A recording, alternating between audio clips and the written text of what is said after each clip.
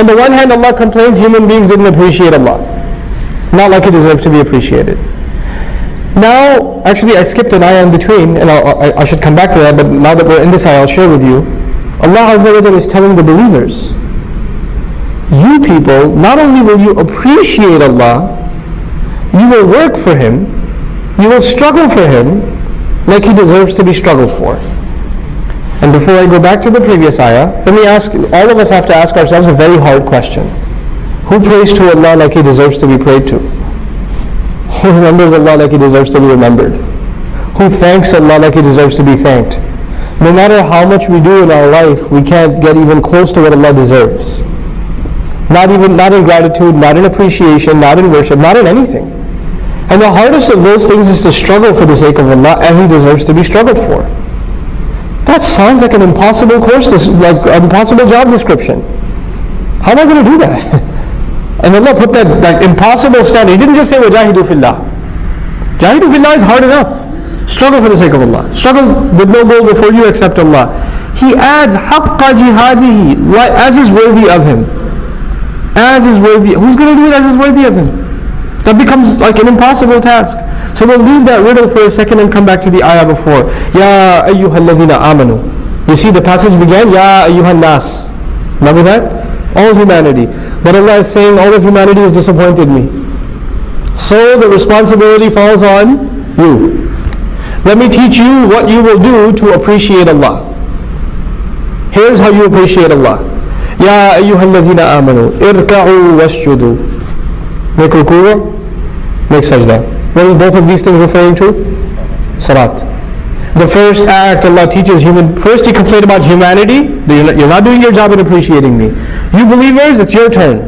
You need to appreciate me. The first step in appreciating me will be salat. Where is your salat? How much we appreciate our salat is a good indication of how much we appreciate Allah. How active, how vigilant we are in getting up out of bed. How lazy we feel in making it to the masjid. How lazy we feel. How bored we are when the recitation is not entertaining enough. All of those are good indicators of where we stand before Allah Azza wa Jalla. Irka'u wasjudu. Make ruku' and make sajda. And irka'u wasjudu are parts of salat, but they're also attitudes. You know, somebody who doesn't know about prayer, doesn't know about the Muslim prayer. A non-Muslim guy walks by and he sees people making salat. He's going to notice these people are standing with their head down, holding their head. They're humble before somebody. Then they put their heads down like this halfway. Wow, they got even more humble. And when they got up, what happened next? Face on the ground, they got really humble. In other words, he's noticing that there's a progression in their humility to Allah, to whoever they're worshipping. They're getting even more and more and more subservient. This seems like they're appreciating their master, they appreciated him more, and they appreciated him even more. The progression of salat itself teaches us that we're supposed to evolve, grow in our humility to Allah. That's a really important point, especially if it has to do with Islamic work. You know what happens with people when they get involved with Islamic work? I'm no exception. All of us can be victim to this. The more tenured, the more experienced you get in Islamic work, the more full of yourself you get. I know what this stuff is. You're a rookie. You're a newbie. I've been a board member at the masjid for 20 years. What do these guys know?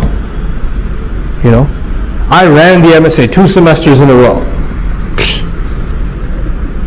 When you get experience, and you don't get more humble, you get more arrogant. Because you know, in any other job, when you have more experience, you have more credentials, you have more respect, you have more appreciation, you're worth more. Right? Allah is teaching us the exact opposite attitude. The more you grow in deen, the more humble you should get. The more humble you should get. Subhanallah. And you'll notice, it's a good check. It's a good gauge. What was Iblis's problem? Adam alayhi salam, what's on his resume? How long he's been doing so? What kind of experience he has? He gets a promotion over me.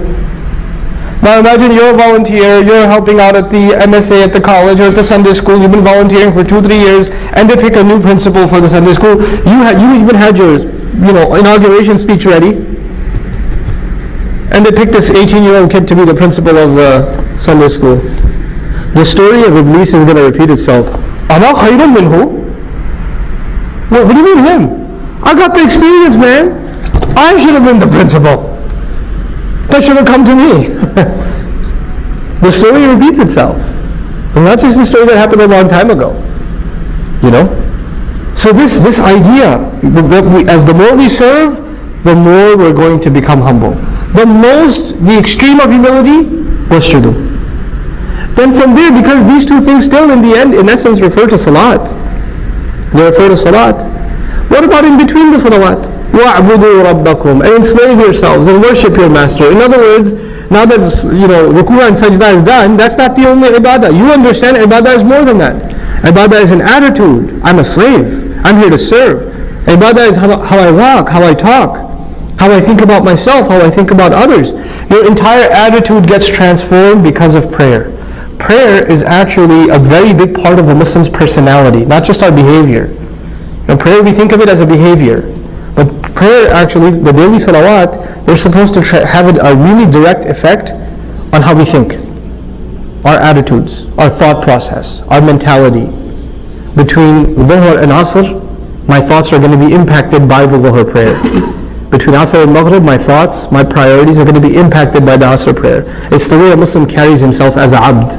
That's shaped. That's what the salawat do. You know how pillars hold a building together? The salawat hold our day together. They hold our day together. And the between hours are dictated by what quality of salat we have. Now if the salat itself becomes empty, if the salat becomes just cardiovascular exercise, if it becomes a review session for Surah Al-Ikhlas and Surah Al-Kawthar, because you don't have time for anything more, if it just becomes that, you're not going to see a change in your personality. And what is that change in your personality? You become more and more of a abd. Now, important. What's the most humiliating role a human being can play in this world? There's the role of father, son, employer, employee, government, people, husband, wife. What's the most humiliating role in this world? Slave. There's no more humiliating role. The role that has no pride in it whatsoever. Even the janitor can have pride because he has a new broom. He's the head janitor of the building. He can have pride. He can be proud of his job. Who has no pride whatsoever, no right to have any pride whatsoever? Slave. Allah Azza wa Jalla brought us after ruku' and sujood. Now you are ready for real humility. وَاعْبُدُوا رَبَّكُمْ. Enslave yourselves, humble yourselves completely and absolutely. Have the attitude, the personality, the lifestyle of a slave before your master. Now he adds, this is important, now he adds, وَافْعَلُوا الْخَيْرَ, and do good. Al-khayru li-akhirik. The khayr is good is for someone other than you. Okay? People are good to their family, they're good to their neighbor, they're good to their brother, their sister, their community, etc., etc. The idea of khayr is not for yourself, the idea of khayr is for others. So far, all of the things Allah talked about in this ayah were for who? Yourself. Ruku' is for yourself, sujood is for yourself, ibadah is for yourself, ubudiyya also for yourself. But now Allah is transitioning to af'alul khayr, now do good. Do good. If'alul khayr. And it's interesting, Allah didn't even say i'malul khayr. He said if'alul khayr. Fi'l is a'am, any kind of good.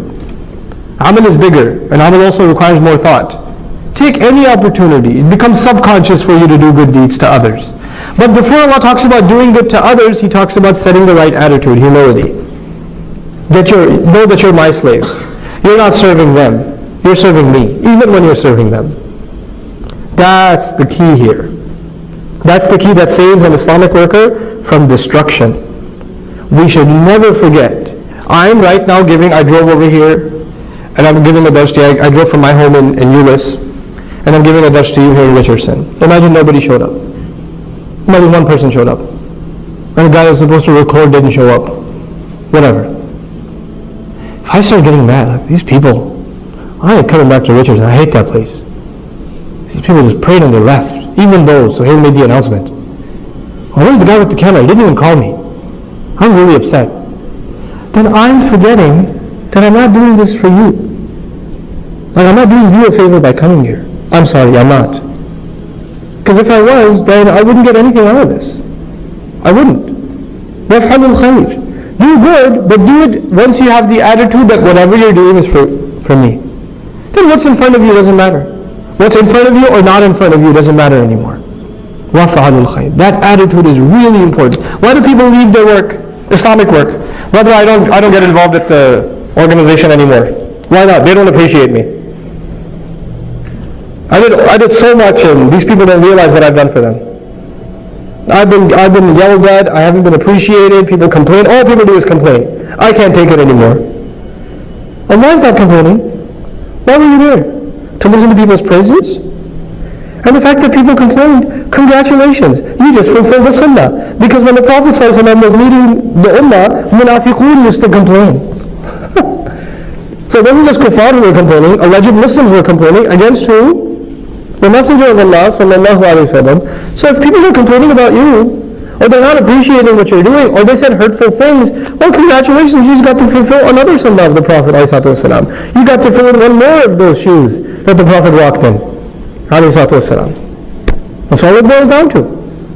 Most people can't keep up with their obligations in deen because of people problems. People problem. I don't get along with this one. They don't appreciate me. They didn't promote me. I've been working so much, but nobody realizes what I've done for them. They don't have the right vision. I have the right vision, etc., etc., etc., etc. You're not doing good for anybody else. You're just doing it because Allah wants you to. That's it.